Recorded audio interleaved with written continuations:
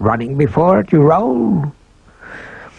The wind in the side of the sails keeps the ship more or less at a constant angle of heel, but there she's running before these very great seas that rise up, always threatening to break on board from behind her, but they almost never do, and it's just as well.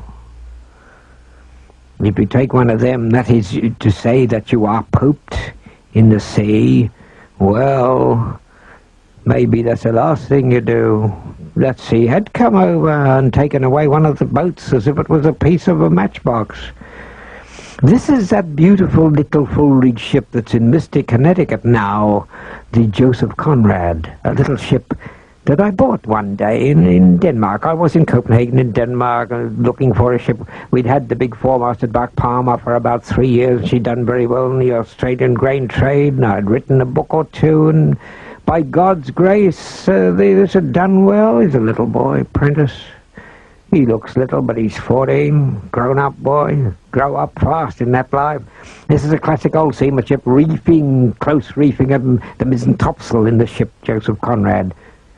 You'll see her alongside the dock up there in Mystic today, and she's lying there quiet and peaceful, and I mostly see a bunch of fine-looking young women around the place, girls learning to sail in dinghies and living aboard this beautiful old ship. But she's nearly 100 years old now.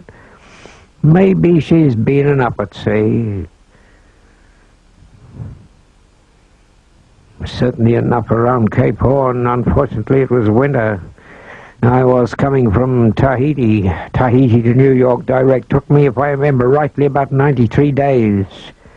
She's making about 11 knots, which is pretty good speed, because she was a small ship. You'll see that for yourself if you go to Mystic. The old-fashioned vessel. That's my flag, the Australian flag. I am Australian. I flew the Australian flag.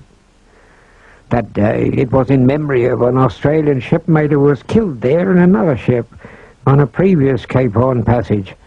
Now it blows so much I have to stop. I don't want the ship smashed up, because that ship was vulnerable.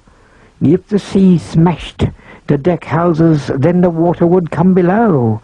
In our grain ships, the hatches are battened down and the sea cannot get below, and thank God for that. So I put out some oil, I watch for an easing in the wind, and the wind is fair, and I want to use it.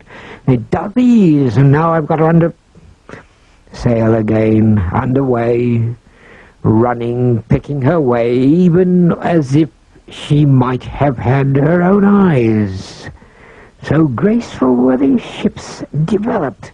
They had to be developed into grace and beauty to survive in this kind of thing, using only the forces provided by the Lord for the progress of ships at sea. And this sufficed for the first 3,000-4,000 years, and it has only been given up in my lifetime. So I have taken a real interest in it. There's a nasty squall driving over there. Sleet, snow, see it passing in front of that close reef, full topsail.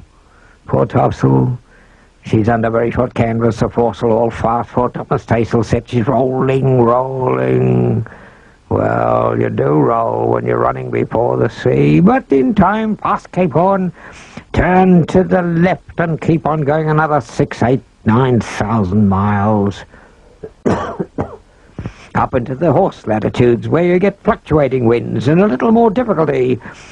And now it's pleasant to work aloft.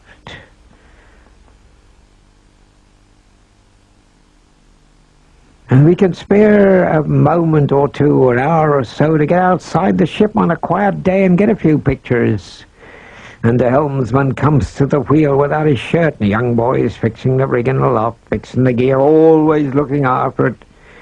Every day, always with a proper routine, changing the sails, sending down the hard weather sails that did the Cape Horn passage. This is the four-masted bark Palmer, ship we had before I bought the Joseph Conrad.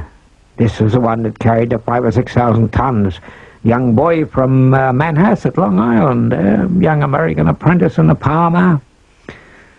This life was completely international. That is, really international. not just with different nationalities about the place, all work together, learn to work together, pull together, know a great many things quietly together, impressed on them by the passage of this sort of ship. Well, that voyage is over now. We're coming into Falmouth Bay, 86 days out from Australia. That passage and all such passages, because there are no more such ships.